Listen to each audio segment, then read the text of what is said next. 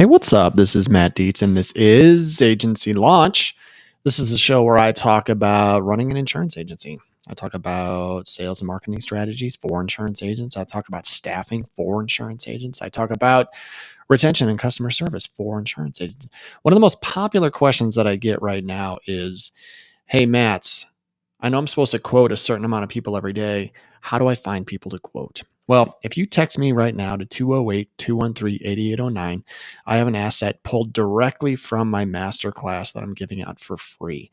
Text me 20 policies to 208-213-8809, and I will show you how to write 20 policies this week. On with the show.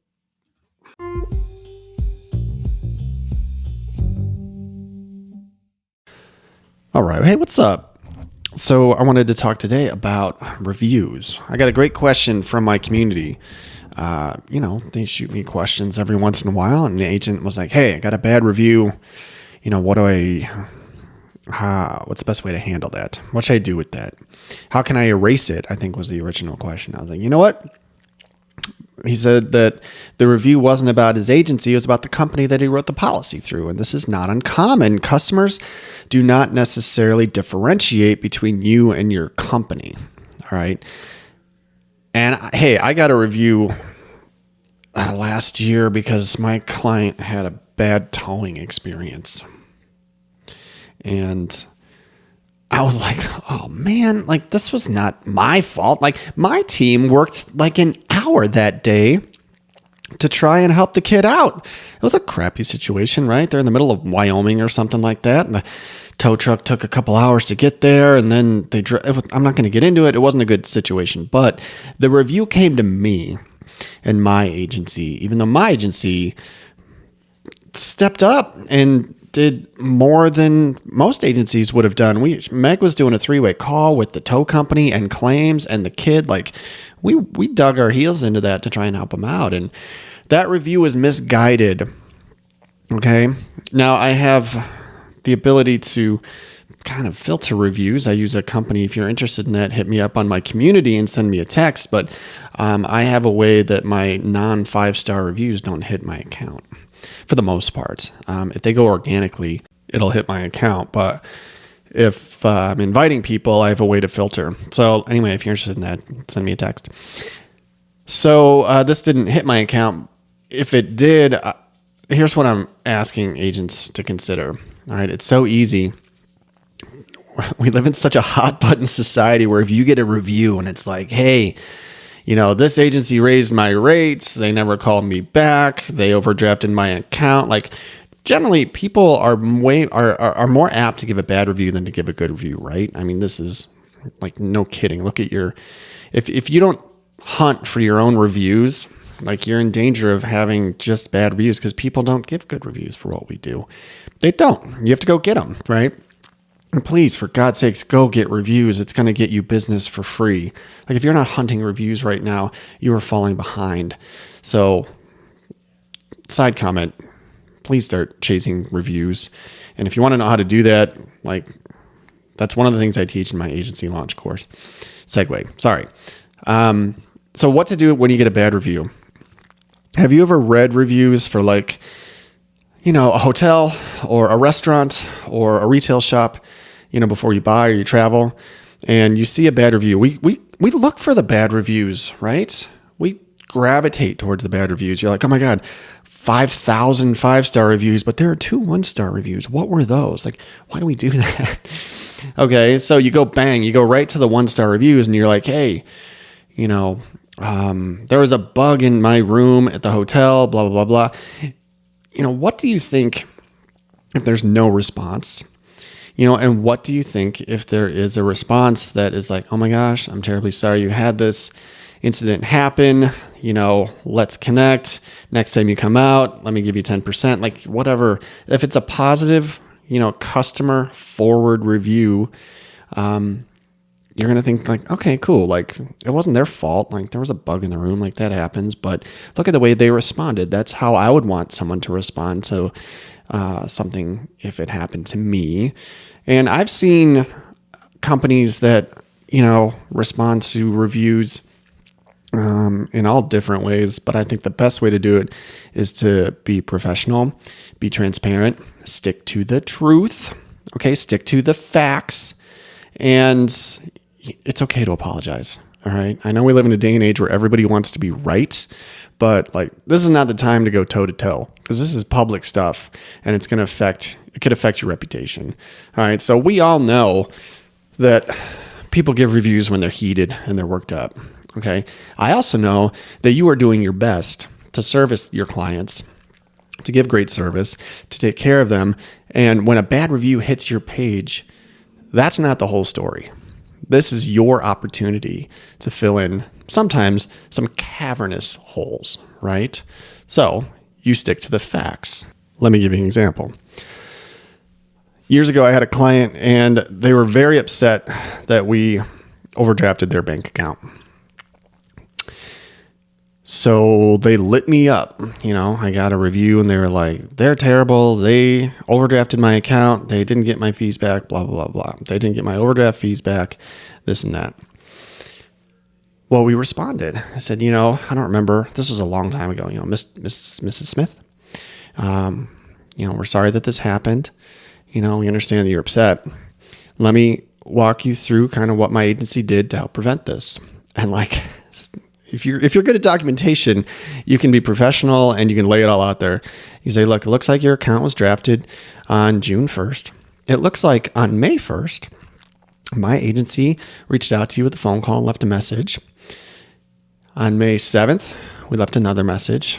On May 10th, we sent an email. And so paint the picture on what you did to make sure that this didn't happen. Okay, that is the best way to respond is. Because if you're reading that as a shopper and you're like, oh my God, I don't want my account to get overdrafted. And then I can't believe that they let this account get overdrafted. I don't want that to happen to me. And then you read the follow response like, oh my God, they reached out to her 5 times and she never responded. Okay. So that's one way to do it. You can do it kindly. You can always say, hey, I'm happy to speak with you over the phone. Please give me a call at any time, and just extend an open line and throw that out there into your review section, and people will be like, okay, that's cool. They're a professional agent. They're trying to help them out. Looks like they tried. They're even willing to, have another conversation. That's great. So how would I have responded to if that towing review hit my page and said, hey, we had a terrible towing experience, and this is what happened, and I was very upset, and blah, blah, blah, blah. What would I have done? What I originally did is I called the client right away, and I did a podcast about that. You can find out how that interaction went. It went awesome. So I handled it personally with the client. But if that was out there publicly, what I would have done is I would have responded, and I would have said, terribly sorry that this experience happened to you. I'm sure that can be frustrating. So you got to throw out some empathy and say, look, I understand why that you're frustrated at this. I said, during that time, I know that Meg in my office, be personal, throw names out there. Meg in my office was on a 3-way call with, you and the tow company and the claims company at the time. My agency, spent 90 minutes trying to make this right for you. Okay. I would say all insurance companies contract with local vendors on the ground. The towing company was not my insurance company's, they were not my employee. So insurance companies contract with third-party vendors on the ground. And in this case, there was a situation where that vendor provided subpar performance. I'll tell you what I'm going to do is I'm going to move this up the chain. I'm going to report it, and I'm going to see what kind of things we can do to make sure this doesn't happen again moving forward. My apologies. This is the first time that something like this has ever happened, and we just want to make it right for you. So just want to let you know we're working on it and we're trying to make things better. Thank you for your review, and thank you for helping make us better or something like that. But you want to kind of deflect and take it away from the service that your little agency is providing. And I'm fine with putting it back on the company side. I don't want it to affect my agency. Say, look, I kind of want to run the tow company under the bus. That's kind of what I want to do. Say, look, we contracted with a subpar towing company and we're working on getting this better. So that's how I respond. You just want to be honest. you don't want to be, that's the best way to do it. I've seen situations where clients have been, unprofessional, and maybe they've yelled at team members, and maybe they've sworn at team members, and then they get all upset, they cancel their policies, and then they leave a scathing review. And you can go back into there and say, hey, thanks for your review. I understand why you're upset, because your rate went up or because this claim wasn't covered. Let's say it was a claim denial and you have somebody that's upset about that. You can walk them through and say, hey, like we spoke on the phone, this is the reason why your claim was denied. And there's no insurance company that's going to cover, an old roof or something like that. Or we'll say, I don't appreciate, you could say, look, I don't appreciate the way that you yelled and swore at my team member that was trying to help you out. I'm happy to intervene and have a conversation with you myself.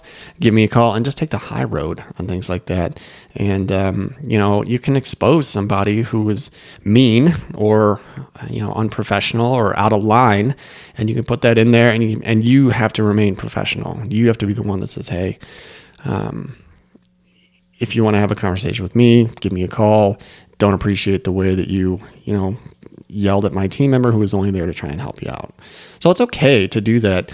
That kind of stuff exposes somebody who was, just mean, who's just trying to be vindictive, and you're the one that's just trying to operate a good, clean business and take care of people. So that's my advice to you when it comes to leaving or to responding to bad reviews. Okay. Like, you can totally take this and turn it into an opportunity, and it's okay to have those out there, but you have to respond to them. Okay. You can't just leave a bad review out there and leave it. Okay. You have to, for our businesses, we run small businesses. Okay. And a few of those can really be bad. People buy their insurance and many other things after they have vetted you. And sometimes in the majority of the time, they're vetting you through your reviews. It's very important. So you've got to stay up on those. All right, there you go. My name's Matt. This is Agency Launch. Don't forget to check out my other podcast, which is Simply Explaining Insurance, where I talk about our product, home, auto, life, commercial, general liability, workers' comp, umbrella, the whole 9 yards. I tell you how our product really works. And also send me a text, 208-213-8809. Hop in my texting community and check out my masterclass at agencylaunch.net. Thank you so much for listening. Keep up the good work.